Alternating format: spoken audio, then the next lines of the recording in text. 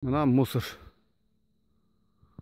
Урматтуу кыргыз элим, калайыктуу калың жұрт.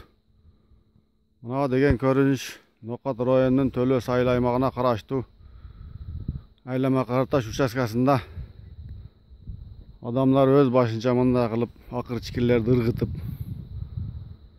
шалтагына чыгарып ташаган. Ушуга мамлекет тарабынан, өкмөт тарабынан кандай бир чаралар колдонсо болобу? Мына жолдун бою. Мына жерде короолор турат.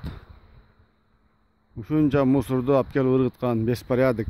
Бул жерден чыккан ору суркоолор элге жугуп кетсе малалга. Жайыттын чак ортосунда турат.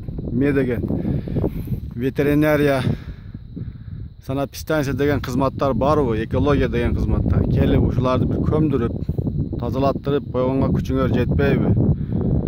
Же пулуңар жокпу? Дальше кирсең дагы ушунча мусор. Эртең сел болсо бул агып жолго жайылып кетет. Уят. Кыргыздын элине уят. Бул кыргызчылыкка